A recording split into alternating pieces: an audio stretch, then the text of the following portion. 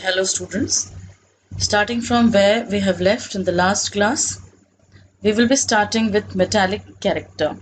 How this metallic character increases or decreases, or what is the tendency of this metallic character across a periodic table, down in a group and from left to right in a period. So first of all, we'll learn what is metallic character. So you have to remember this metallic character means tendency to lose electron. Okay, जितना ज़्यादा आप tendency जिसकी रहेगी loose करने के electron उतना ज़्यादा उसका मेटालिक कैरेक्टर होगा. Because what are metals? Metals are those which lose their electron forms the cation and then this is what metallic character is, losing an electron easily and thus forming a cation. तो जितना ज़्यादा metal उतनी easily electron को loose करेगा. Now we'll see the example here. Sodium, how it loses one electron and gets a positive charge on it, and then magnesium loses 2 electrons and gets 2 positive charge on it. Okay, so this is what, so metallic character जब भी दिमाग में आएगा तो you should remember that metallic metals are those which lose electrons, non-metals are those which gain electrons. Okay, now here they have given you a note. You have to understand this. Hydrogen is an element. Okay, it is a non-metal. We're not talking about metal. So it is a non-metal, although it is kept on in the first group, but it is a non-metal. It does not have neutron. It has only one electron and one proton. Only one electron and one proton is there. If it loses one electron, what will be left? Only one proton will be left. And that is why the cation of hydrogen is also known as proton, because it is only one proton which is there in hydrogen ion. Okay, you have to remember this. In hydrogen ion there is only one proton. Electron is it loses. ऐसे इसको देखेंगे, यहाँ पे इसके पास एक electron है केवल, यहाँ पे एक प्रोटॉन बैठा है एक. ओके, और ये एक इलेक्ट्रॉन है. तो अगर ये इस इलेक्ट्रॉन को लूज कर देता है तो इसके पास सिर्फ क्या बचता है? एक प्रोटॉन बचता है. और इसलिए हम हाइड्रोजन के आयन को, it is also known as H+ is also known as proton. Why? This you know, because it has got only one proton in it. Okay, now what the metallic character depends upon which things, which we'll study now.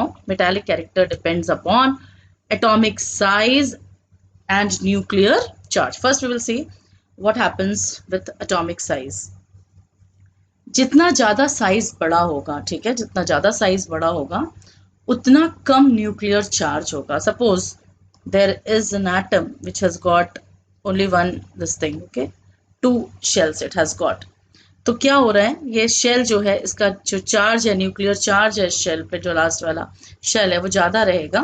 तो क्या होगा, electron easily loose नहीं करेंगे. और आपको क्या याद रखना है, इलेक्ट्रॉन इजीली लूज करने से ही क्या बनता है, मेटालिक कैरेक्टर. ठीक है, तो अब हम सोडियम का देखेंगे. सोडियम में we have 2 8 1. that means how many shell? it has got 3 shells, 1 2 and 3. तो इसलिए उसमें क्या हो रहा है, जो इलेक्ट्रॉन है वो थर्ड शेल में जो इलेक्ट्रॉन है, ओके, न्यूक्लियर चार्ज जो है उसमें, यहाँ पे मेटालिक कैरेक्टर की बात करेंगे कौन इजीली, देखो इलेक्ट्रॉन लूज इसमें से भी हो रहा है. We are not saying it's not losing, it is losing. लेकिन when we move down in a group, what happens? The number of shells increases subsequently. Look here, this is, we are going down a group. इस group में नीचे जा रहे हैं हम, group 1 है ये. अब आप यहाँ पे देखेंगे subsequent addition of shells. That means यहाँ पे क्या हो रहा है, साइज क्या हो रहा है, बड़ा हो रहा है यहाँ पे. When we move down in a group, the size increases. तो सबसे पहले आपको साइज याद रखना है. When we move down in a group, the size increases, and when size increases, the nuclear pull, जो nuclear charge है वो कम हो जाएगा लास्ट वाले शेल में, and as a result electron can be removed easily. तो याद रखना है, size increase करेगा तो इलेक्ट्रॉन easily remove करेंगे, easily remove करेंगे. okay, easily removed. Electron is easily removed. और अगर easily remove होगा तो इसका मतलब मेटालिक कैरेक्टर. इजीली रिमूव का मतलब क्या होता है, मेटालिक कैरेक्टर. मेटालिक कैरेक्टर बढ़ जाएगा when we move down in a group. जैसे ही नीचे की तरफ जाएंगे तो क्या होगा, जो साइज बढ़ेगा और इलेक्ट्रॉन इजीली रिमूव हो जाएगा। तो अगर अब मैं आपसे पूछूं what happens to the metallic character when we move down in a group, तो आप बोलेंगे when we move down in a group metallic character increases. यानी ये जो है आपका, ये आपका सबसे कम मेटालिक, ये उससे ज्यादा, ये उससे ज्यादा, ये उससे ज्यादा और ये सबसे ज्यादा। तो याद रखेंगे सीजियम जो है वो सबसे ज्यादा मेटालिक है। ओके, ग्रुप 1 में सबसे ज्यादा मेटालिक सीजियम है। तो that means metallic character, what happens to the metallic character, metallic character increases, metallic character increases down a group। इसको कहीं लिख लेंगे और इसको याद करेंगे। और अब देखेंगे हमारी जो दूसरी चीज है वो है atomic size when we move across a period. जब हम पीरियड में चलते हैं तो आप सबको पता है कि पीरियड में जब हम चलते हैं फ्रॉम लेफ्ट टू राइट, तो हमारा जो साइज है वो कैसा कैसा होता जाता है, स्मॉल होता जाता है। और स्मॉल होगा इसका मतलब क्या होगा कि साइज तो मतलब shells, number of shells remain same in a period, और साइज डिक्रीज हो रहा है, यानी ये साइज बड़ा, इससे छोटा, इससे छोटा, इससे छोटा, इससे छोटा, इससे छोटा, सबसे छोटा। ये एक्सेप्शन है, मैं ऑलरेडी बता चुकी हूँ आपको कि एक्सेप्शन क्यों है ये।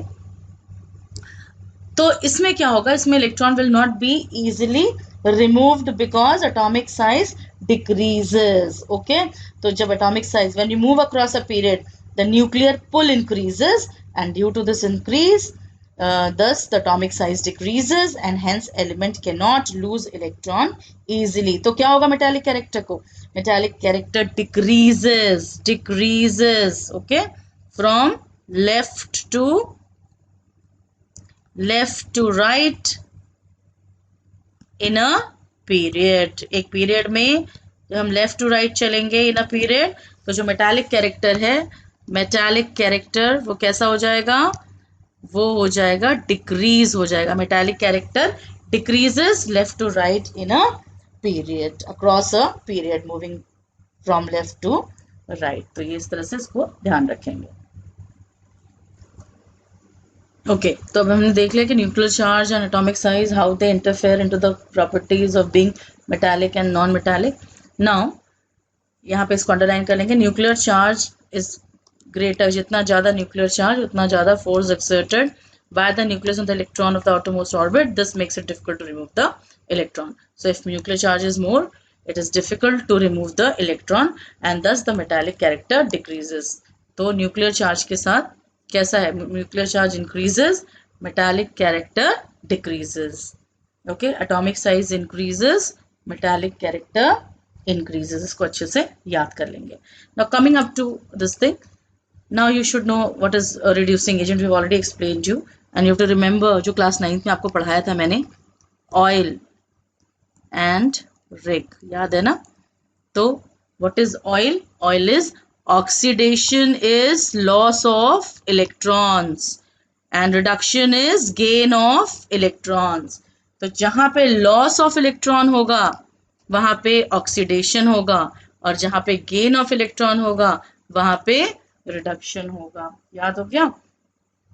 अब जहां पे लॉस ऑफ इलेक्ट्रॉन है वो ऑक्सीडेशन हो रहा है वहां पे, तो गेन ऑफ इलेक्ट्रॉन जहां पे हो रहा है वहां पे रिडक्शन हो गया। तो रिड्यूसिंग एजेंट्स कौन होंगे, जो इलेक्ट्रॉन लूज करेंगे, क्योंकि मैंने आपको समझाया था, बताया भी था इफ यू रिमेंबर कि क्या होता है ऑक्सीडेशन और रिडक्शन में। जो खुद ऑक्सीडाइज होते हैं वो रिड्यूसिंग एजेंट होते हैं, जो खुद रिड्यूस होते हैं वो ऑक्सीडाइजिंग एजेंट होते हैं। Okay, so what are reducing agent? Reducing agent are those which lose electrons easily.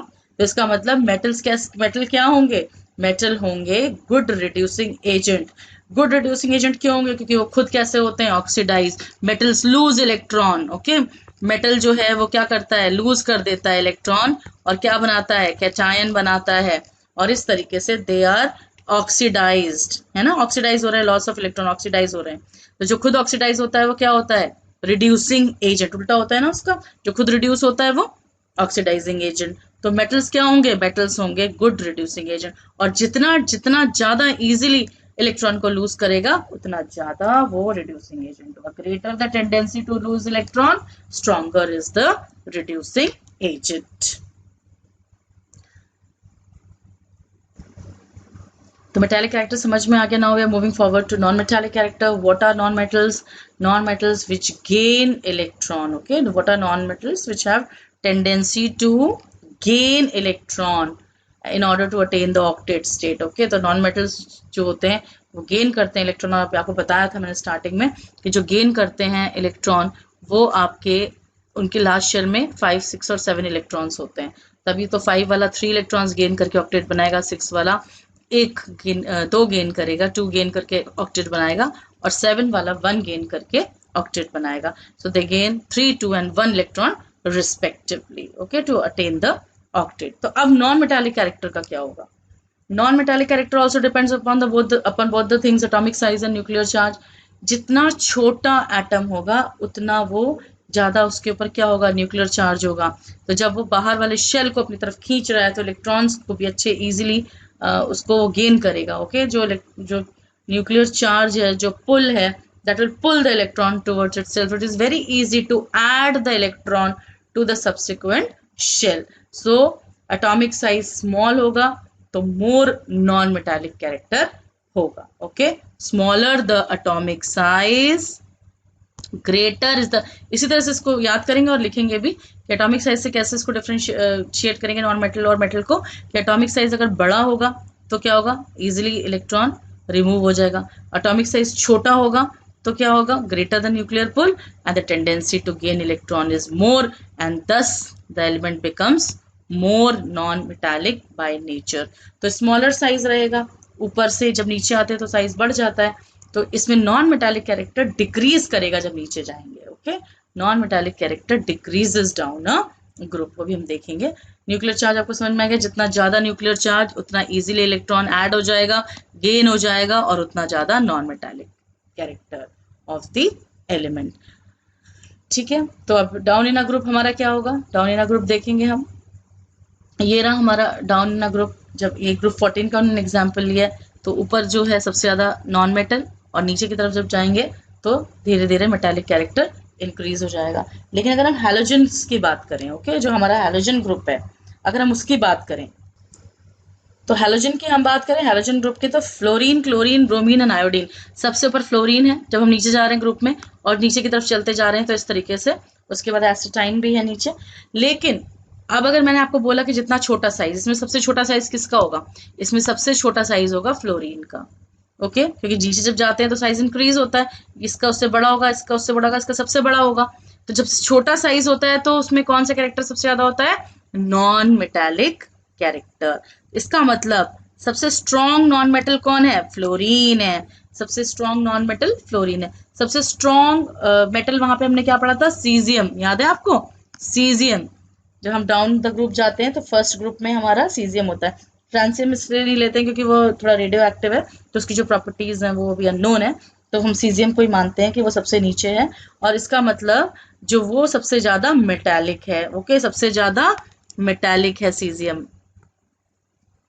इसी की वजह से क्या होता है, जब ये कंपाउंड बनाता है सीजियम फ्लोराइड, तो ये सबसे ज्यादा स्ट्रॉन्ग बॉन्ड बनाता है. इसमें सबसे ज्यादा स्ट्रॉन्ग आयनिक बॉन्ड का कंपाउंड है सीजियम फ्लोराइड. क्यों? क्योंकि सीजियम सबसे ज्यादा मेटालिक कैरेक्टर वाला, फ्लोरीन सबसे ज्यादा नॉन मेटालिक कैरेक्टर वाला. तो जब ये मिलते हैं तो बहुत स्ट्रॉन्ग बॉन्ड बनता है, और इसीलिए ये सबसे ज्यादा आयनिक कंपाउंड जिसके अंदर होती है वो है आपका सीजियम फ्लोराइड. ये भी आगे आएगा तो हम उसको तब पढ़ेंगे.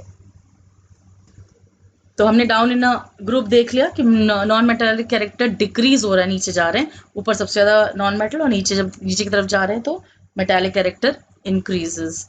ऑल्दो है वो नॉन मेटल, लेकिन जब उनको कंपैरिजन करते हैं, जैसे हम अगर हैलोजन वाला ग्रुप लें तो उसमें सारे ही नॉन मेटल्स हैं ना.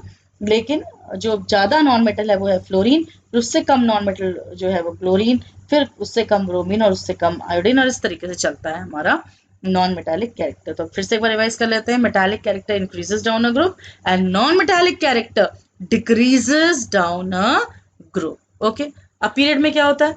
Metallic character decreases in a period from left to right.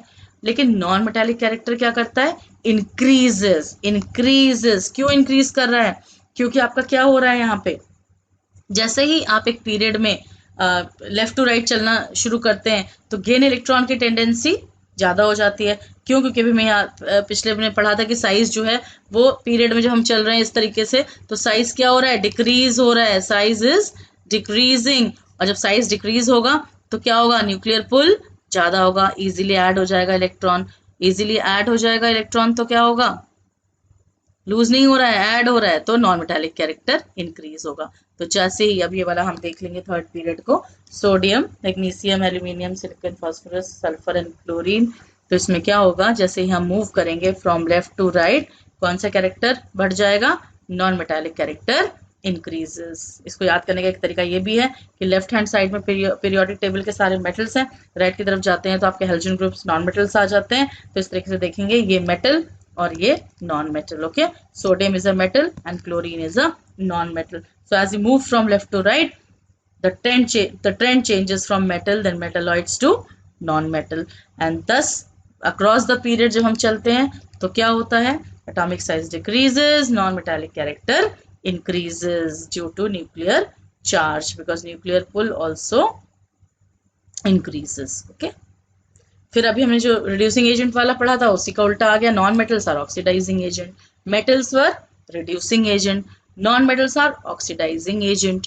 क्यों? क्योंकि व्हाट इज फिर वही ऑयल और एक वाला याद करेंगे हम, oxidation is loss of electron. तो जहां पे लॉस ऑफ इलेक्ट्रॉन, जो लोग लूज कर रहे हैं इलेक्ट्रॉन वो बन जाएंगे रिड्यूसिंग एजेंट, और जो गेन कर रहे हैं इलेक्ट्रॉन, इसको फिर से ध्यान से रिवाइंड करके फिर से सुन लेना ताकि कोई कंफ्यूजन नहीं रहे इसमें, जो गेन कर रहे हैं इलेक्ट्रॉन वो बन जाएंगे ऑक्सीडाइजिंग एजेंट। ओके, तो इसको अच्छे से याद कर लेंगे, ये बहुत इंपॉर्टेंट कॉन्सेप्ट है आपका।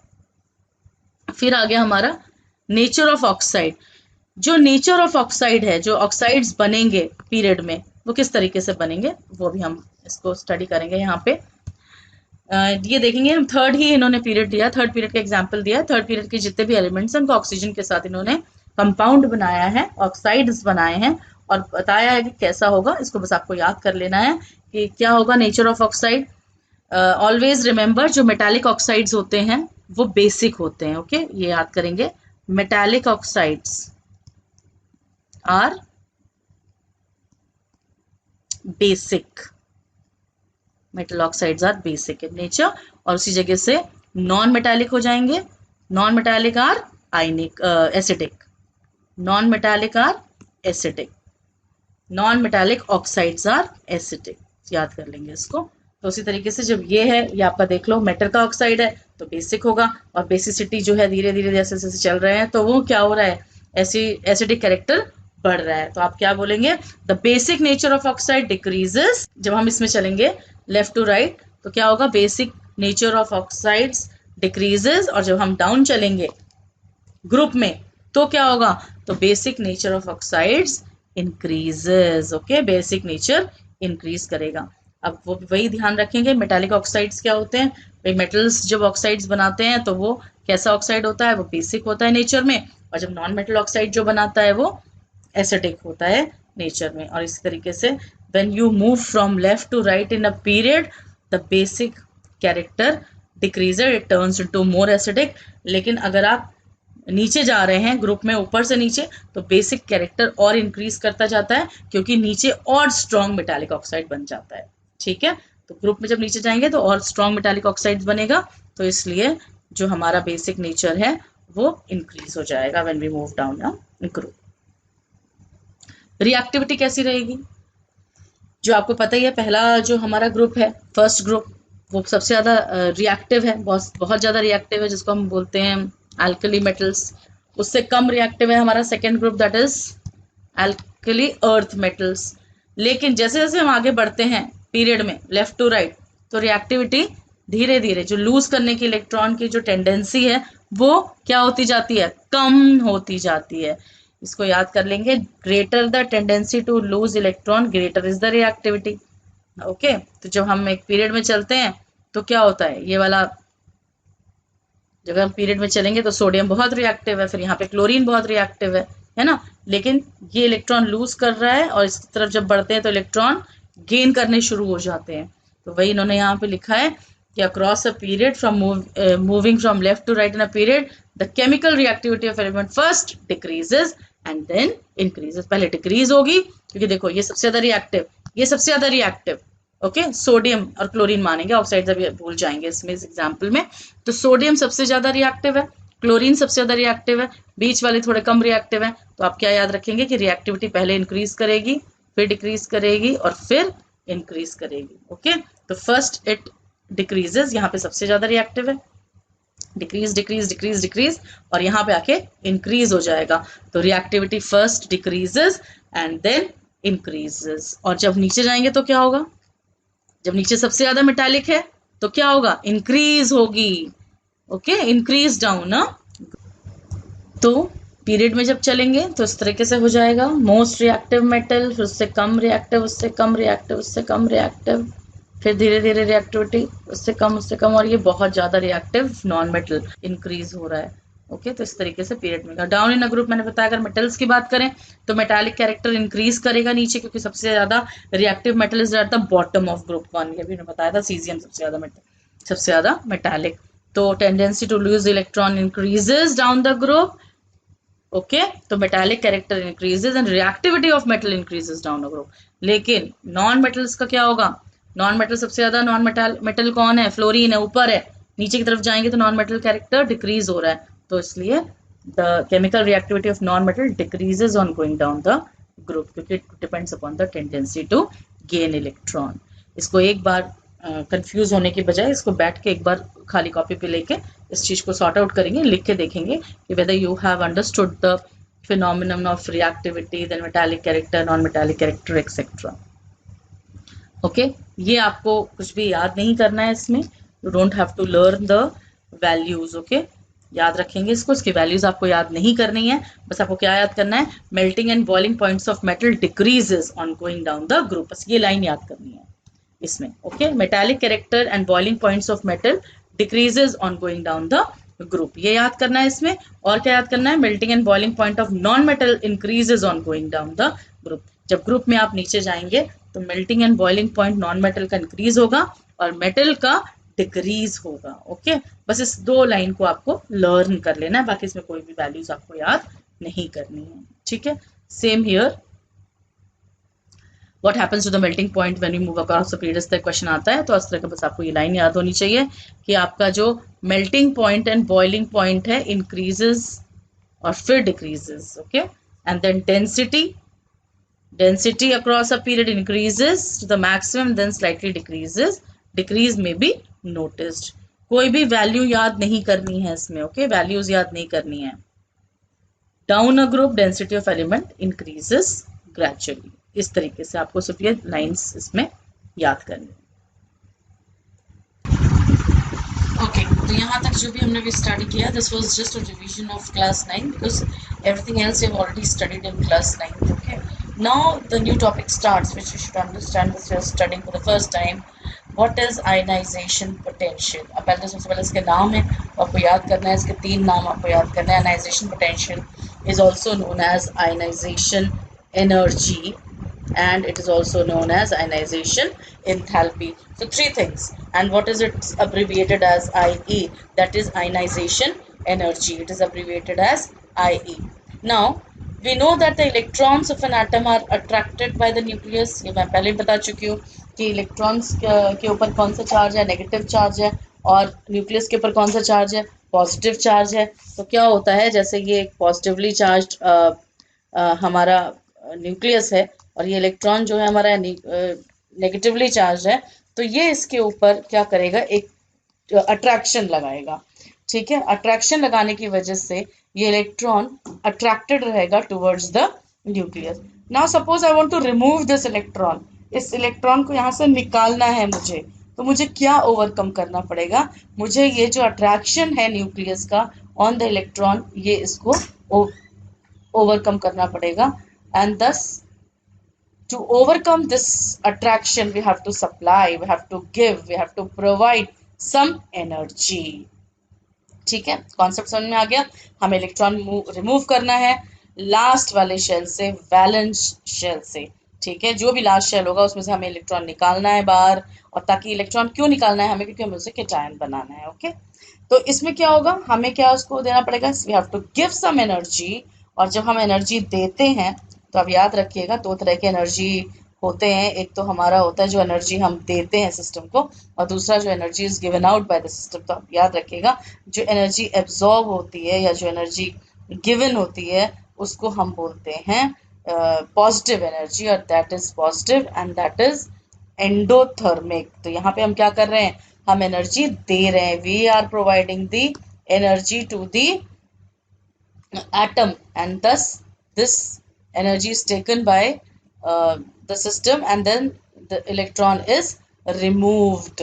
तो ये जो हम एनर्जी दे रहे हैं ये एक एंडोथर्मिक प्रोसेस है because we are providing the energy. तो इसीलिए अगर कोई आपसे पूछे कि आयनाइजेशन एनर्जी कैसी होती है, पॉजिटिव होती है कि नेगेटिव होती है, तो चूंकि एंडोथर्मिक है तो पॉजिटिव होगी और एक्सोथर्मिक होगी तो नेगेटिव होगी। तो it is a positive energy. तो इसीलिए ionization energy is always written in positive, हमेशा पॉजिटिव उसमें लिखी रहती है।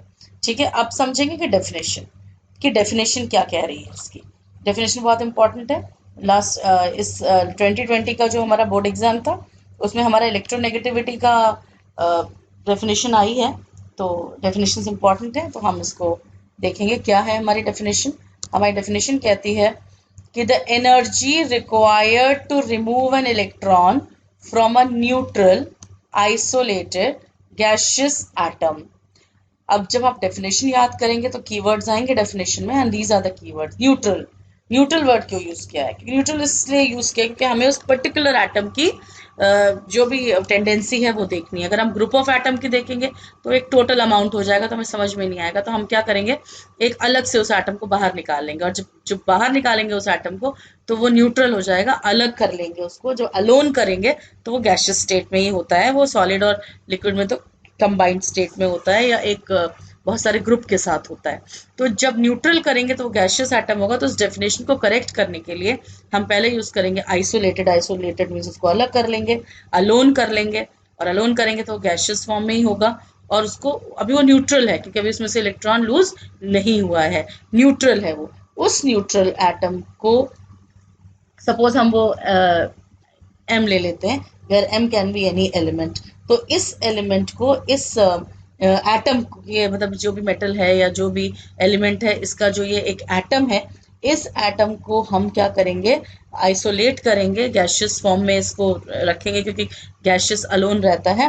अब हम उसमें क्या करेंगे, we will provide some energy to it, और वो एनर्जी हमारी क्या है, आयनाइजेशन एनर्जी।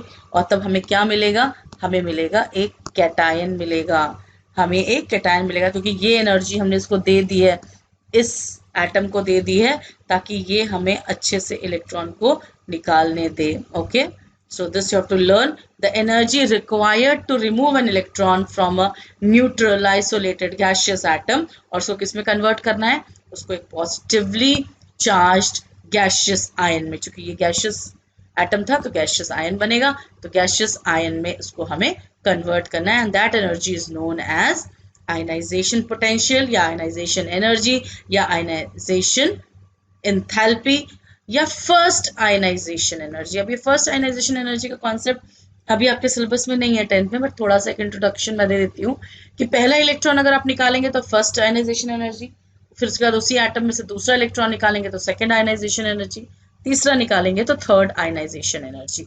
ठीक है, तो फर्स्ट आयनाइजेशन एनर्जी हमेशा सबसे कम होती है, और जैसे जैसे आगे बढ़ते हैं इसको सक्सेसिव आयनाइजेशन एनर्जी बोलते हैं, तो वो ज़्यादा होने लगती है। मतलब तो अगर हम E1 लें तो E1, E2 एंड E3 इस तरीके से चलता है, लेकिन ये अभी आपके सिलेबस में नहीं है तो उसका इतना डिटेल में जाने की जरूरत नहीं है, आपको सिर्फ अभी डेफिनेशन ही याद करनी है। ठीक है, तो इस तरीके से हमारा आयनाइजेशन एनर्जी की हमने डेफिनेशन समझ ली कि what is ionization energy, it is the energy given to the atom भी लिख सकते हैं आप। ओके, तो energy provided to the atom भी लिख सकते हैं, provided to take out the electron to convert it into positive ion. समझ में आ गया? तो इस तरीके से ये हो गई हमारी आयनाइजेशन एनर्जी। अब इसकी यूनिट देख लेते हैं। यूनिट इसकी हम मेजर करते हैं इलेक्ट्रॉन वोल्ट पर एटम। एक एटम के लिए जो एनर्जी देते हैं हम वो इलेक्ट्रॉन वोल्ट में देते हैं। इसमें सिर्फ आपको याद करनी है इसकी वैल्यूज वगैरह कुछ आपको याद नहीं करनी है। तो IE जो है वो हमारी E वोल्ट पर एटम है, और उसकी SI यूनिट जो है वो किलो जूल पर मोल है। अगर बाई चांस क्वेश्चन दिमाग में आता है कि एक इलेक्ट्रॉन वोल्ट जो है हमारा किसके बराबर होगा, तो it is somewhere around 1.6 × 10⁻⁹ joule. ये ठीक है। तो ये जस्ट फॉर योर इन्फॉर्मेशन है, this is not related to your syllabus. Syllabus हम ये जो कन्फाइंड है हमारी बुक के हिसाब से ही चलेंगे। किस पे डिपेंड करेगी ionization energy? Again same thing. अब आपको दो कॉन्सेप्ट अपने दिमाग में बिठा के रखने हैं आगे के लिए, एटॉमिक साइज और न्यूक्लियर चार्ज। क्या याद रखेंगे? एटॉमिक साइज जितना बड़ा होगा बाहर वाले शेल से, वैलेंस शेल से इलेक्ट्रॉन निकालना उतना आसान होगा। एटॉमिक साइज जितना छोटा होगा उतना ज्यादा इलेक्ट्रॉन अंदर अट्रैक्टेड होगा टुवर्ड्स द न्यूक्लियस और निकालना मुश्किल होगा। ठीक है, पहले तो ये एटॉमिक साइज समझ लो। एटॉमिक साइज के साथ साथ ही न्यूक्लियर चार्ज चलता है। ज्यादा atomic size less nuclear charge, छोटा एटॉमिक साइज मोर न्यूक्लियर चार्ज। ठीक है, तो इसको इस तरह से ये कॉन्सेप्ट पहले अपने दिमाग में अच्छे से हमें बिठा लेना है कि एटॉमिक साइज का क्या कॉन्सेप्ट है या क्या उसका अट्रैक्शन है towards the outermost electron. अब इसको देखो, ध्यान से पढ़ेंगे। The greater the atomic size lesser is the force of attraction. और जब लेसर अट्रैक्शन है तो आपको क्या करना पड़ेगा? इजिली रिमूव हो जाएगा इलेक्ट्रॉन। जब इजिली रिमूव हो गया तो आपको कम देनी पड़ेगी एनर्जी। ओके, एनर्जी कम देनी पड़ेगी क्योंकि इलेक्ट्रॉन इजिली रिमूव हो रहा है। जितना ज्यादा इलेक्ट्रॉन डिफिकल्टी से रिमूव होगा उतनी ज्यादा आपको एनर्जी देनी पड़ेगी। समझ में आ गया? तो एटॉमिक साइज इंक्रीजेस और इसके साथ आयनाइजेशन एनर्जी डिक्रीजेस। ओके, ये याद कर लेंगे। जैसे जैसे एटॉमिक साइज बढ़ेगा, इंक्रीज करेगा, वैसे वैसे आयनाइजेशन एनर्जी डिक्रीज करेगी। क्यों करेगी मैं बता दिया मैंने आपको, क्योंकि आटोमोस्ट शेल दूर होता जाएगा जिसकी वजह से less nuclear charge. Less nuclear charge means less energy required to remove the electron. Removing the electron becomes easier. Nuclear charge वाला कॉन्सेप्ट भी साथ साथ चल रहा है। The greater the nuclear charge, greater is the attraction for the electron. और जब greater attraction होगा तो ज्यादा एनर्जी देनी पड़ेगी, ग्रेटर एनर्जी रिमूव करने के लिए इलेक्ट्रॉन को। ठीक है, बहुत इंपॉर्टेंट कॉन्सेप्ट है, वेरी इंपॉर्टेंट। टिक कर लेंगे अपनी बुक में इसको। और ये बोर्ड क्वेश्चन है ये, तो इस तरीके से आपको ये याद करना है आयनाइजेशन एनर्जी। और साथ में इसको पीरियड में भी रख के देखेंगे और ग्रुप में भी रख के देंगे। ग्रुप में क्या होता है? नीचे जाते हैं तो एटॉमिक साइज क्या होता है? इंक्रीज होता है। तो आयनाइजेशन एनर्जी क्या होगी? डिक्रीज होगी। और जब लेफ्ट टू राइट जाएंगे तो एटॉमिक साइज डिक्रीज होगा। एटॉमिक साइज डिक्रीज होगा तो क्या हो जाएगा? आयनाइजेशन एनर्जी इंक्रीज हो जाएगी। ठीक है, आयनाइजेशन एनर्जी इंक्रीजेस। तो ये दोनों ट्रेंड्स हैं आपके across a period and down a group. यहाँ देख लेंगे इसको। The ionization energy tends to increase as one moves from left to right across a period. अच्छा, इसमें कुछ एक्सेप्शंस भी हैं जो आपकी बुक में ऑलरेडी मार्क्ड है, देखेंगे। बेरिलियम है और आपका नाइट्रोजन है। एक्सेप्शन क्यों है ये, इसका रीजन है, लेकिन वो अभी आपको नहीं समझ में आएगा, वो आप क्लास 11th में समझेंगे कि why there is this exception. अभी आपको सिर्फ इतना समझना है कि एक्सेप्शन के साथ चलता है ये। तो exceptions are there that ionization energy tends to increase as one moves from left to right except beryllium and nitrogen। देखें यहाँ पे ऐसे इंक्रीज करनी है लेकिन 899 is more than 801 है ना, तो एक्सेप्शन हो गया। ऐसी 1314 से 1402 ज्यादा है तो ये एक्सेप्शन है। तो एक्सेप्शन के साथ ये हमारा चलता है। ठीक है, ओके। फिर आ जाते हैं हम, ये आप यहाँ पे भी देखेंगे एक्सेप्शंस। मैग्नीशियम एंड फॉस्फोरस का भी होता है, देखेंगे। मैग्नीशियम एंड फॉस्फोरस का भी एक्सेप्शन है। तो विद एक्सेप्शन ये इस तरीके से चलता है। ग्रुप में क्या करेगा? Down in a group when we move, देखेंगे तो नीचे क्या होता जाएगा? आयनाइजेशन एनर्जी डिक्रीज कर रही है, decreases as when we move down a group. तो lithium, sodium, potassium, rubidium and caesium में सबसे कम जो आयनाइजेशन एनर्जी लेगा वो होगा सीजियम। ओके, तो इस तरीके से in a group when we move down the ionization energy decreases. बहुत इंपॉर्टेंट है, इसको एक टेबल बना के याद करेंगे। एक टेबल बना लेना, उसमें लिख लेना, ऊपर हेडिंग डालना आयनाइजेशन एनर्जी और फिर लिखना across a period left to right and then लिखना डाउन अ ग्रुप और उस कॉन्सेप्ट को अच्छे से समझ लें।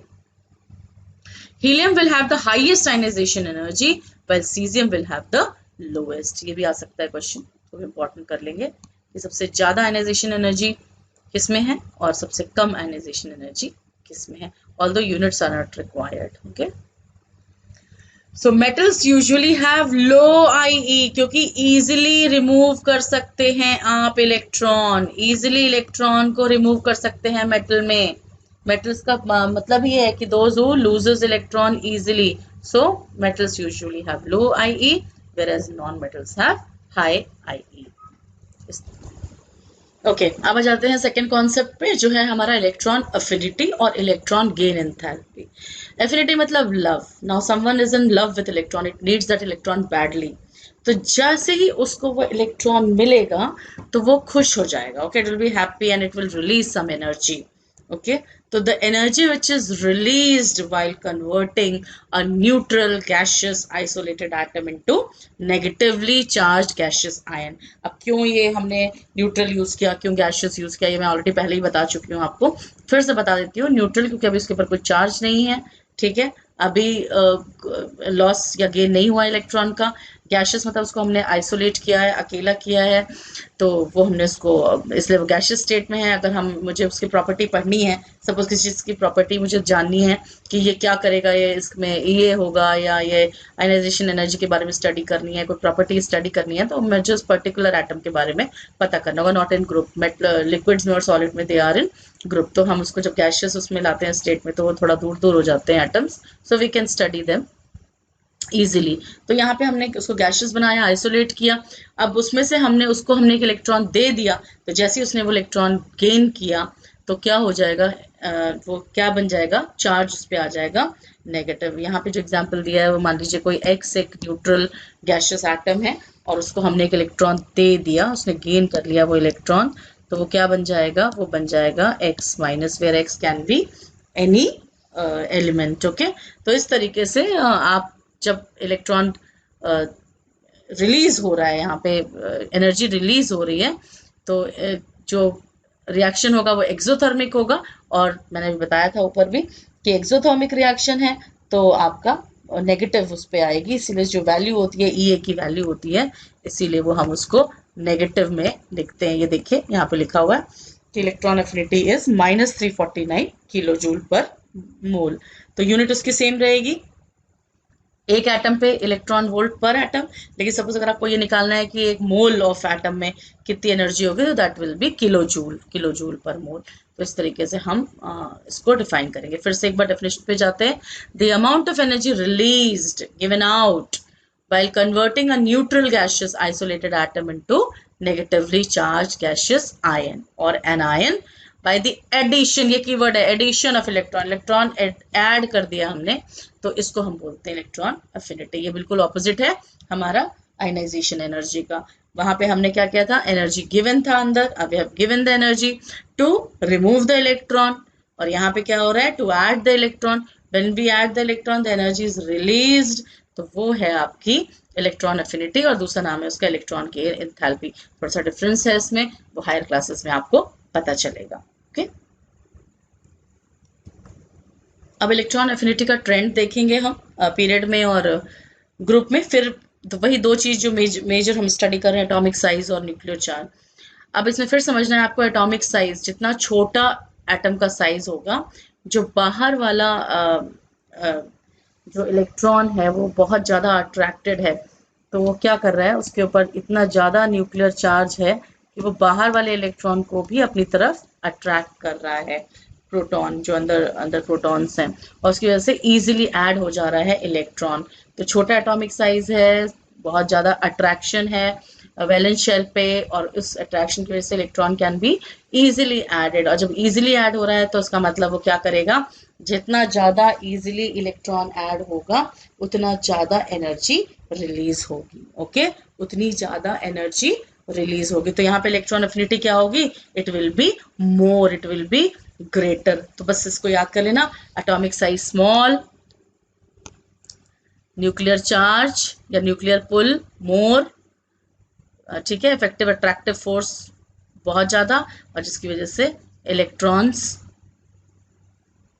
और इसकी वजह से क्या होगा, जो EA होगी वो हमारी ज़्यादा होगी, energy will be released, more energy will be release. अब एक लाइन इसमें यहाँ पे आप ऐड कर लीजिए, वो लाइन होगी हायर या energy more Electron affinity, that means easily electron is added. Electron is added easily. तो ज्यादा EA होगी अगर easily add हो जाएगा, और less EA होगी अगर easily add नहीं होगा. So higher is EA if electron is easily added. तो अब उस वो न्यूक्लियर चार्ज आ गया हमारा. Greater the nuclear charge, greater is the electron affinity. ठीक है, जितना छोटा साइज, क्योंकि ज्यादा न्यूक्लियर चार्ज से ज्यादा क्या होता है, एटॉमिक साइज छोटा हो जाता है. तो दो कॉन्सेप्ट है, पहले एटॉमिक साइज देखेंगे. एटॉमिक साइज छोटा तो इलेक्ट्रॉन इजीली एडेड, तो more EA. Okay, more electron affinity. Nuclear charge में भी ज्यादा nuclear charge, less is the atomic size, more is the attraction and greater is the electron affinity. Okay, तो दोनों में ही great रहेगी, दोनों में ही. एटॉमिक साइज छोटा होगा तभी ईए ज्यादा, न्यूक्लियर चार्ज ज्यादा होगा तब भी ईए ज्यादा है. इसको भी एक बार एक हल्का सा नोट बना के उसको याद करेंगे. तो ये दो कॉन्सेप्ट समझ में आ गए. तो एटॉमिक साइज कैसे हमारा चलता है. एटॉमिक साइज हमारा जब हम पीरियड में चलते हैं तो स्मॉल होता जाता है ना. तो जब स्मॉल हो रहा है तो ग्रेटर ईए होगी. तो जब हम पीरियड में लेफ्ट टू राइट चलेंगे तो EA will increase. ओके, ये इंक्रीज होगी. तो इस तरीके से और जब ग्रुप में जाएंगे तो क्या हो रहा है, एटॉमिक साइज बड़ा हो रहा है ना. एटॉमिक साइज बड़ा हो रहा है, तो जब एटॉमिक साइज बड़ा होगा तो इलेक्ट्रॉन अफिनिटी लेस होगी. तो EA decreases down a group from top to bottom. Okay, ये देख लेंगे यहाँ पे. In a period from left to right, जब हम पीरियड में चल रहे हैं left to right, the atomic size decreases. ये जो लाइन है ना, इसको इस तरह से ही याद करना कि atomic size decreases, nuclear charge increases. Okay, सो इलेक्ट्रॉन एफिनिटी इंक्रीजेस. ओके, तो इस तरीके से. और ग्रुप में क्या होगा, ग्रुप में moving from top to bottom, the atomic size increases, nuclear charge decreases, तो EA also decreases. Okay, EA also decreases. Exception फिर रहेंगे हमारे. Exception in group 17 fluorine. Fluorine का EA बहुत ही कम होगा. क्यों, क्योंकि वो इजीली उसमें से क्या होगा, इलेक्ट्रॉन उसमें ऐड हो जाएगा ना, इलेक्ट्रॉन गेन कर रहा है वो, तो इजीली. लेकिन एक्सेप्शन है ये ग्रुप 17 का, has lower EA than chlorine, and in group 16 oxygen has lower EA than sulphur. Exceptions याद करने हैं आपको. ओके, एक्सेप्शंस आप याद कर लेंगे. इनर्ट गैसेस में क्या होगा, इनर्ट गैसेस की तो जीरो होगी EA, क्योंकि उनको इलेक्ट्रॉन से कोई प्यार नहीं है और उनको बिल्कुल नहीं चाहिए, इलेक्ट्रॉन ऐड करना उनको चाहिए ही नहीं. तो इसलिए उसकी वजह से क्या होगी, they have zero affinity for electron, and that is why electron affinity is zero due to their stable electronic configuration. Reasoning का क्वेश्चन है, why inert gases have zero electron affinity. Okay, तो इस एग्जांपल को एक बार फिर से समझ लेते हैं, इलेक्ट्रॉन एफिनिटी वाला. कि when moving down in a group, तो क्या होता है, अभी मैंने आपको बताया कि जब हम डाउन इन अ ग्रुप जाएंगे तो इलेक्ट्रॉन एफिनिटी डिक्रीज होगी. यानी कि अगर हम ये एग्जांपल ले लें, फ्लोरीन, क्लोरीन, ब्रोमीन वाला, तो इसमें सबसे ज़्यादा EA किसके पास होनी चाहिए, इसके पास, उससे कम इसके पास, और उससे कम, सबसे कम इसके पास, है ना. ऐसा होना चाहिए, क्योंकि हम नीचे जा रहे हैं तो EA डिक्रीज हो रही है, तो यहाँ पे ज़्यादा होनी चाहिए और यहाँ पे कम हो जानी चाहिए. लेकिन इसमें एक्सेप्शन है कि फ्लोरीन और क्लोरीन में से क्लोरीन की EA ज़्यादा है, okay, as compare to fluorine. तो फ्लोरीन की जो EA है वो लेस है और क्लोरीन की जो EA है वो मोर है, एक्सेप्शन है. उसी तरीके से दूसरा वाला जो हमारा ऑक्सीजन फैमिली वाला है, उसमें भी जब हम नीचे जा रहे हैं तो ऑक्सीजन की EA ज़्यादा होनी चाहिए, S की कम होनी चाहिए. लेकिन उल्टा होता है, S की जो है वो ज़्यादा है और ऑक्सीजन की लेस है. तो ये एक्सेप्शन है, और इस एक्सेप्शन का आपको अगर क्वेश्चन आ जाता है कि वाई इज इट सो, तो आपका जो आंसर आएगा उसमें एक वर्ड, जो कीवर्ड आएगा कि इनका जो साइज है एटम का बहुत छोटा होता है, दोनों का, फ्लोरीन और ऑक्सीजन का. उसके रिजल्ट की वजह से जो लास्ट वाले शेल में जो 7 इलेक्ट्रॉन्स बैठे हुए हैं फ्लोरीन के, है ना, तो उनमें क्या होता है, इलेक्ट्रॉनिक रिपल्जन बहुत जाता है. लाइक चार्जेस हैं तो एक दूसरे को रिपेल करते हैं, तो लड़ाइयाँ चल रही होती हैं उनमें, और उसकी वजह से क्या होता है, जो बाहर से इलेक्ट्रॉन बेचारा आके ऐड होने वाला है, उसको थोड़ा सा अट्रैक्शन, उसको कम वेलकम लगता है, उनको लगता है तो आपस में ही लड़े जा रहे हैं, तो हम क्या इसको मतलब अट्रैक्ट वो करें, इनके पास जाएं, या तो incoming electron does not feel that much attraction because of this electronic repulsion. तो ये भी एक क्वेश्चन बनेगा आपका रीजन का, तो ये भी QR है आपका, इसको भी आप याद करेंगे. फिर एक्सेप्शंस बहुत सारे हैं, तो इस वजह से ये does not show a perfectly regular trend along a period और a group because number of exceptions, बहुत सारे एक्सेप्शंस हैं। तो लेकिन जनरली क्या होता है, it becomes less negative in going from top to bottom ना, डिक्रीज लेस नेगेटिव हो रही है तो from top to bottom to a group, and more negative in going from left to right in a period. बस इसको याद करेंगे एक बार। फिर आ जाते हैं हमारे इलेक्ट्रोनेगेटिविटी, एक और एक नई टेंडेंसी आ गई है, एक नई जो अभी तक हम पढ़ रहे थे उसी में ही। ओके, तो इलेक्ट्रोनेगेटिविटी क्या है, तो ये कुछ कुछ आपको सिमिलैरिटी है इलेक्ट्रॉन एफिनिटी से। It is also love for electron, लेकिन यहाँ पे जो हम बात करेंगे इलेक्ट्रोनेगेटिविटी की, तो एक्चुअली यहाँ पे ये है कि टेंडेंसी है एक एटम की, it is a tendency of an atom in a molecule to attract the shared pair. Shared pair जब जहाँ आ जाता है तो आपको पता है वो कोवेलेंट बॉन्ड होता है। शेयर्ड मतलब ये थोड़ा सा मैंने इसको ब्रीफ किया था आपको 9th में, आपको मालूम है कोवेलेंट बॉन्ड अगर होगा तो वहाँ शेयरिंग होती है इलेक्ट्रॉन की। तो जो शेयर्ड पेयर है, जो शेयर्ड पेयर है वो, अगर दोनों एक जैसी एंटिटी है, फॉर ऑक्सीजन ऑक्सीजन, इनके बीच का जो शेयर्ड पेयर होगा वो बिल्कुल इक्वल डिस्टेंस होगा फ्रॉम बोथ द एटम्स, क्योंकि दोनों उसको इक्वल ताकत से अपनी तरफ अट्रैक्ट करेंगे, उसकी वजह से क्या होगा, वो बिल्कुल सेंटर में आ जाएगा। लेकिन मान लीजिए एक ज्यादा इलेक्ट्रोनेगेटिव है और एक कम इलेक्ट्रोनेगेटिव है, तो shared pair of electron will be little closer on the more electronegative element. अब हाइड्रोजन और क्लोरीन में, क्लोरीन ज्यादा उसको प्यार है इलेक्ट्रॉन से, तो वो शेयर्ड पेयर ऑफ इलेक्ट्रॉन को अपनी तरफ अट्रैक्ट कर लेगा, और इसलिए इसके ऊपर स्लाइटली नेगेटिव चार्ज, इसके ऊपर slightly positive charge. Water chapter याद आ रहा है, ठीक है, तो वहां पे ये समझाया था आपको अच्छे से, फिर दोबारा से आप इसको समझेंगे कि स्लाइटली पॉजिटिव और स्लाइटली नेगेटिव आ जाएगा। स्लाइटली क्यों है, क्योंकि अब जो शेयर्ड पेयर ऑफ इलेक्ट्रॉन है वो हल्का सा अट्रैक्टेड है, थोड़ा सा सेंटर में से उस तरफ चला गया है, लेकिन पूरी तरह से नहीं कहीं गया है। ओके, तो वो है वहीं पे, मतलब बीच, दोनों के बीच में शेयरिंग हो रखी है, but then it is as it is closer to the chlorine, chlorine के पास है थोड़ा, तो उसके ऊपर नेगेटिव चार्ज आ जाएगा और इसके ऊपर क्या आ जाएगा, पॉजिटिव। तो इस तरीके से पोलैरिटी डेवलप हो जाएगी दोनों एटम्स के ऊपर। बिल्कुल वाटर में भी यही होता है, जो ऑक्सीजन है वो मोर इलेक्ट्रोनेगेटिव है, it will attract the shared pair of electron towards itself, तो इसीलिए जो वाटर मॉलिक्यूल है वो पोलर कोवेलेंट बॉन्ड बनता है, उसमें पोलर मॉलिक्यूल है, क्योंकि उसमें पोलैरिटी स्लाइटली पॉजिटिव और स्लाइटली नेगेटिव की आ जाती है। ये तो रिवीजन था लास्ट ईयर का आपका, ठीक है। तो इलेक्ट्रोनेगेटिविटी की यूनिट क्या होगी, इलेक्ट्रोनेगेटिविटी की कोई यूनिट नहीं होगी, क्योंकि ये एक हम कंपैरिजन कर रहे हैं, this is just a comparison. ये कभी अकेले में काम नहीं कर सकता, खाली हाइड्रोजन की आप इलेक्ट्रोनेगेटिविटी की बात नहीं कर सकते हैं, सिर्फ आप इलेक्ट्रॉन अफिनिटी की बात कर सकते हैं उसमें। लेकिन यहाँ पे आपको क्या बात करनी है, यहाँ पे आपको बात करनी है कंपैरिजन की। आप कंपैरिजन कर रहे हैं दो चीज के बीच में, जब आप कंपैरिजन करते हैं तो क्या होता है, तो एक की इलेक्ट्रोनेगेटिविटी ज्यादा होगी और एक की कम होगी, तो ये डायमेंशन लेस है, इसकी कोई यूनिट नहीं है, और इसलिए इसको हम किस तरह से रिलेशन में है, मतलब इन रिलेशन टू, अभी जो एग्जांपल हमने देखा था हाइड्रोजन का और क्लोरीन वाला, तो उसमें हम रिलेशन देखते हैं कि क्लोरीन जो मोर इलेक्ट्रोनेगेटिव है देन हाइड्रोजन, तो इसका जो कंपैरिजन है वो less than, more than, equal to, इस तरीके से होता है। और इसीलिए, और ये सिर्फ किस में काम करता है, कोवेलेंट बॉन्ड पे, क्योंकि हमारे जो कीवर्ड है वो है इसमें शेयर्ड पेयर ऑफ इलेक्ट्रॉन, और शेयरिंग कहाँ होती है, कोवेलेंट बॉन्ड में। ओके, तो जहां शेयरिंग हो रही है वहां पे ये काम करता है। It has got no unit, it is only a comparison. तो इलेक्ट्रोनेगेटिविटी और इलेक्ट्रॉन अफिनिटी में क्या डिफरेंस है, इलेक्ट्रॉन अफिनिटी में जो जो आपका इलेक्ट्रॉन है वो अट्रैक्ट करता है, मतलब वो एक्सेप्ट करता है। इलेक्ट्रॉन अफिनिटी में, सॉरी, इलेक्ट्रॉन अफिनिटी में जो इलेक्ट्रॉन है इट गेट्स, मतलब एडेड टू, है ना, उसको हम एक्सेप्ट करा देते हैं, लेकिन यहाँ पे इलेक्ट्रोनेगेटिविटी में सिर्फ अट्रैक्ट करता है, तो देयर इज अ डिफरेंस।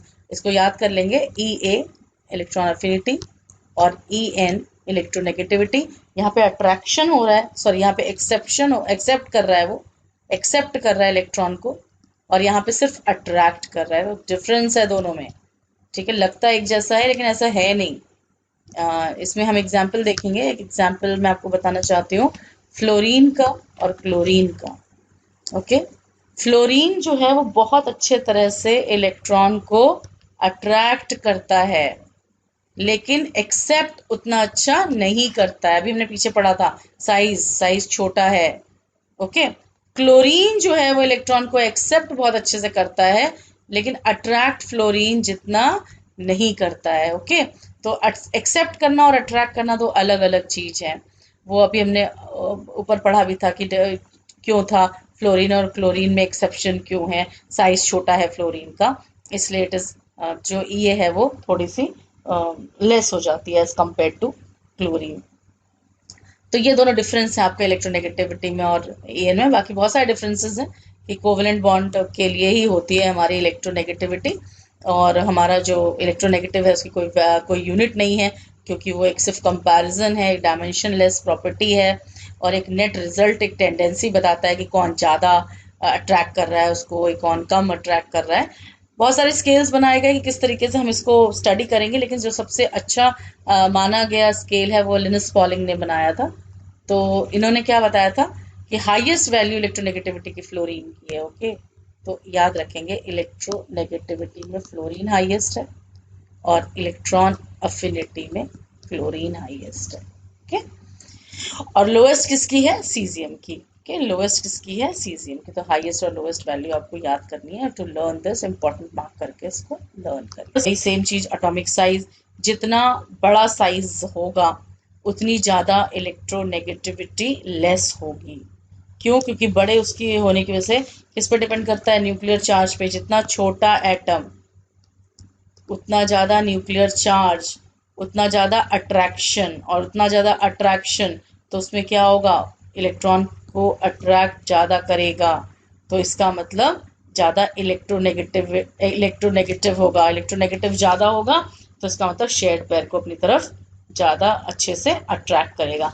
तो एटॉमिक साइज, हम इसको इस तरह से याद कर लेना कि electronegativity is inversely proportional to atomic size, यानी कि एटॉमिक साइज छोटा, En बड़ा। ओके, En छोटा, एटॉमिक साइज बड़ा। Okay, more electronegativity if the atom is smaller in size. तो और अगर इसका उल्टा कर देते हैं, अगर एटॉमिक साइज बड़ा है, greater the atomic size, then lesser is the electronegativity, inversely proportional हो जाता है। न्यूक्लियर चार्ज, न्यूक्लियर चार्ज किस पे डिपेंड करता है, एटॉमिक नंबर पे। क्यों एटॉमिक नंबर पे क्यों डिपेंड करता है, क्योंकि उसमें प्रोटॉन्स होते हैं। जितने ज़्यादा एटॉमिक नंबर उतने ज़्यादा प्रोटॉन, है ना, उतने ज़्यादा प्रोटॉन होते हैं। तो nuclear charge, greater the nuclear charge greater is the electronegativity. तो उसको हम इस तरह से भी लिख सकते हैं, electronegativity is directly proportional to nuclear charge. Nuclear charge ज़्यादा, इलेक्ट्रोनेगेटिविटी ज़्यादा, न्यूक्लियर चार्ज कम, इलेक्ट्रोनेगेटिविटी कम। और इसको इस तरह भी लिख सकते हैं, electronegativity is directly proportional to atomic number. क्योंकि एटॉमिक नंबर का मतलब क्या हो गया, न्यूक्लियर चार्ज, है ना। प्रोटॉन का जो चार्ज है, न्यूक्लियस का जो चार्ज है, depends upon the number of proton. जितना ज़्यादा नंबर ऑफ प्रोटॉन उतना ज़्यादा न्यूक्लियर चार्ज। तो electronegativity is directly proportional to atomic number. Okay, तो इस तरीके से। ओके, तो अब हम देखेंगे कि ट्रेंड्स क्या होगा इलेक्ट्रोनेगेटिविटी का across a period and down in a group. फिर आपको वही एटॉमिक साइज और वाला कॉन्सेप्ट जो अभी पीछे हमने याद किया है उसको ध्यान में रखना पड़ेगा कि अक्रॉस अ पीरियड क्या होता है हमारा। Across a period atomic size decrease होता है। तो एटॉमिक साइज जब डिक्रीज हो रहा है तो इलेक्ट्रोनेगेटिविटी क्या होगी, इलेक्ट्रोनेगेटिविटी इंक्रीज होगी, क्योंकि उसमें इनवर्सली प्रोपोर्शनल है। ओके, और जब नीचे जाते हैं तो एटॉमिक साइज हमारा क्या हो रहा है, इंक्रीज हो रहा है। तो ये En जो है वो हमारा डिक्रीज हो जाएगा। ओके, तो जब हम पीरियड में चलेंगे लेफ्ट टू राइट, जब हम पीरियड में चलेंगे लेफ्ट टू राइट तो हमारा E क्या होगा, इंक्रीज होगा, सॉरी En। और अगर हमारा जब हम डाउन इन अ ग्रुप जाएंगे तो हमारा En जो है वो क्या होगा, डिक्रीज होगा। ओके, तो across a period electronegativity increases from left to right and down in a group electronegativity decreases. क्यों होता है वो, वही न्यूक्लियर चार्ज और वही आपका एटॉमिक साइज, वही सारा आपका कॉन्सेप्ट इसमें लगेगा। ओके, तो अगर हम फर्स्ट ग्रुप की बात करें तो लिथियम ऊपर है, ठीक है, और आपका फ्रैंक्सियम जो है वो नीचे है, तो कैसी चलेगी, डिक्रीज करेगी ना, डिक्रीज करेगी। तो लिथियम से फ्रैंक्सियम की तरफ चलते हुए इट डिक्रीजेस डाउनवर्ड्स।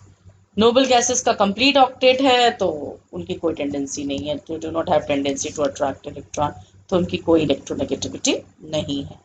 मेटल्स में लोअर इलेक्ट्रोनेगेटिविटी है as compare to non metals. Non metals को इलेक्ट्रॉन से ज़्यादा प्यार है, शेयर करते हैं, ज़्यादा खींचते हैं अपनी तरफ इलेक्ट्रॉन को, तो non metals are have more electronegativity as compare to metals. तो इसीलिए बोलते हैं मेटल्स को इलेक्ट्रो पॉजिटिव। अब ये तुम्हें आज पता चल गया कि why they are known as electropositive, क्योंकि they don't have that much of electronegativity to attract the shared pair of electron, और non-metals are called as electronegative। तो electropositive और electronegative इसीलिए उनको बोलते हैं।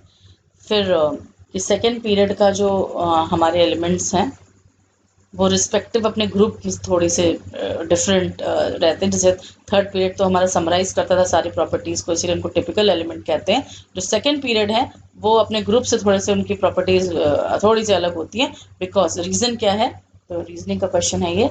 रीज़न है small size of the atom and their high electronegativity. Okay, diagonal relationship में आ जाएंगे। Properties which have increasing trend in a group generally have decreasing trend in a period. That is why the element of the second period show resemblance to the property with the element of the next group. ये देखो, lithium का magnesium से, beryllium का aluminium से, boron का silicon के साथ टेढ़ा, हाँ, जो है वो डायगोनल रिलेशनशिप शो कर रहा है। और इस तरीके से जो डायगोनल रिलेशनशिप है, रिजेम्बलेंस ऑफ प्रॉपर्टी है अपने नेक्स्ट ग्रुप में, तो इसको हम कहते हैं, इन एलिमेंट्स को हम कहते हैं ब्रिज एलिमेंट्स। तो आपको बस केवल ये याद रखना, what are bridge elements. Bridge elements are the elements which belong to period 2 and period 3 and their subsequent next group. The similarity between these, और एग्जाम्पल याद कर लेना तीनों, lithium magnesium, beryllium aluminium and boron silicon. ये आपके क्या है, bridge element हैं, क्योंकि ये थोड़ी सी सिमिलैरिटी रिजेंबल करते हैं, show resemblance in their property of the elements the next group of the third period. Okay, और इस तरह से इसको डायगोनल रिलेशनशिप दिखाते हैं। ये बहुत ही बेसिक प्रॉपर्टीज हैं जो आपको ऑलरेडी पता है, हर क्लास में बताया गया आपको, क्लास 6 ऑनवर्ड्स।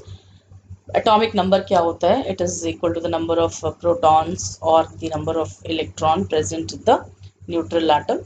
तो एटॉमिक नंबर आपका नंबर ऑफ प्रोटॉन भी हो सकता है, नंबर ऑफ इलेक्ट्रॉन भी हो सकता है, ठीक है। और इससे आप क्या निकालते हैं, इससे आप इलेक्ट्रॉनिक कॉन्फ़िगरेशन निकालते हैं। ये भी आपको पता है कि कैसे इसको हम निकालते हैं कॉन्फ़िगरेशन। और अब आपको ये पोजीशन भी बता देगा कि किस पोजीशन पे वो बैठा हुआ है एलिमेंट। फिर आपका आ जाता है mass number. Okay, mass number जो आपका है वो है आपका number of proton plus number of neutron. इस तरीके से शो करते हैं A to Z। Last year सब कराया था आपको अच्छे से, where A is the mass number and Z is the atomic number and X can be any element. ठीक है, तो ये याद करेंगे, इसका आपको सिंबल भी याद हो गए। मास नंबर का A है, एटॉमिक नंबर का Z है, कंफ्यूज नहीं होना। फिर वही से A to Z ऐसे लिखेंगे, A to Z, और ऊपर वाला बड़ा, ऊपर वाला बड़ा, यानी बड़ा क्या होगा, मास नंबर। ठीक है, तो इस तरह से इसको याद कर लेंगे, A to Z, ऊपर वाला बड़ा, तो A इज मास नंबर और नीचे वाला एटॉमिक नंबर। ओके, इसको याद कर लेंगे। कैसे निकाल सकते हैं, वो फॉर्मूला यही है, mass number is equal to number of proton plus number of neutron. ठीक है, तो कॉन्फ़िगरेशन, और इस तरीके से आप इसको निकाल सकते हैं। ओके, मास नंबर याद करने की जो ट्रिक है वो यहाँ पे दे रखी है आपकी, कि ज़्यादातर जिसमें number of protons are even number of protons हैं, यानी कि जिनका एटॉमिक नंबर इवन है, उनका जो मास नंबर है वो उसका जस्ट डबल हो जाता है। फॉर एग्जांपल देखिए, कार्बन का इन्होंने लिया है कि 6 उसका एटॉमिक नंबर है, तो उसका मास नंबर 12 हो जाएगा, 12 हो जाएगा।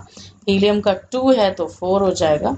तो अगर ये वाला जो एटॉमिक नंबर है ये इवन होता है तो डबल हो जाता है। ओके, तो दिस गेट्स डबल्ड। और अगर ऑड है तो क्या होगा, अगर ऑड है फॉर एग्जांपल सोडियम का देखते हैं 11 है, तो ये ऑड है, ये डबल नहीं होगा, डबल प्लस वन हो जाएगा, तो 11 का डबल 22, 22 प्लस वन यानी 23 हो जाएगा। ठीक है, तो ये आपको याद करने की टेक्निक है। इसमें एक्सेप्शन याद कर लीजिएगा, एक्सेप्शन 9th क्लास में टेबल पे भी आपको मैंने मार्क करवाया था एक्सेप्शन, तो उसी तरीके से आप इसको याद कर लेंगे। ओके,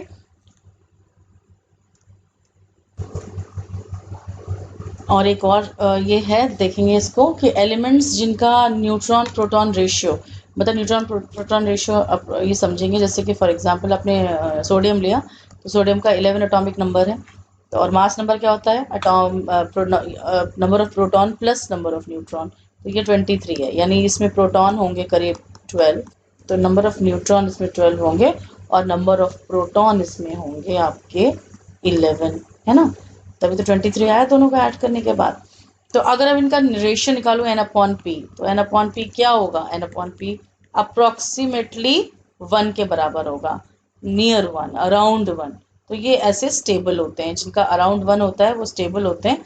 लाइटर एलिमेंट्स कैल्शियम तक, जो फर्स्ट 20 एलिमेंट्स आपने पढ़े हैं, लाइटर एलिमेंट्स आर स्टेबल, और जबकि आप जिनका एनपी रेशियो 1.5 हो जाता है, ऊपर हो जाता है इससे, वो रेडिएशन एमिट करते हैं और वो रेडियो एक्टिव हो जाते हैं, तो they are unstable elements. Example heavy metals like uranium. तो बस इसको एक कॉन्सेप्ट है ये, इसको याद कर लेंगे। अगर एन अपॉन पी रेशियो जो है वो किसी एलिमेंट का अराउंड 1 आ रहा है, तो वो कैसा होता है, स्टेबल होता है, और अगर उससे ज़्यादा आ रहा है, 1.5 से ज़्यादा आ रहा है, तो वो रेडियो एक्टिव हो जाता है और अनस्टेबल हो जाता है। अब ये कंपैरिजन का टेबल है, ये आप अपने आप इसको स्टडी करेंगे अच्छे से। ठीक है, इसमें आपको पता होना चाहिए कि एल्कली मेटल्स जो है हमारे ग्रुप 1 वाले हैं और हैलोजेंस हमारे ग्रुप 17 वाले हैं, तो इनमें क्या डिफरेंसेस हैं, कंपैरिजन भी हो रहा है, और यहीं से आप ये सारे याद कर देखें। मेल्टिंग पॉइंट कैसा होता है, मेल्टिंग पॉइंट क्या करता है, एटॉमिक साइज कैसे, ionization energy, electron affinity, electron negativity, reactivity, okay, ये सब आप अच्छे से इसमें याद करेंगे।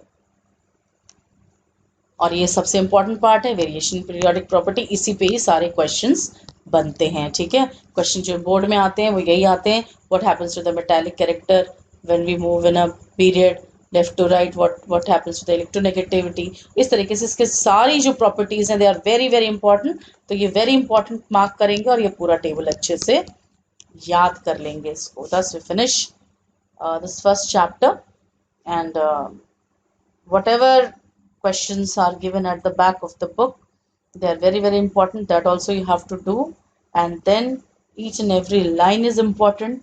कहीं से बुक में से कुछ भी आ सकता है, छोटे से छोटा, तो अच्छे से पूरी बुक की रीडिंग करनी है आपको, एक एक लाइन की अच्छे से उसको याद करना है, समझना है।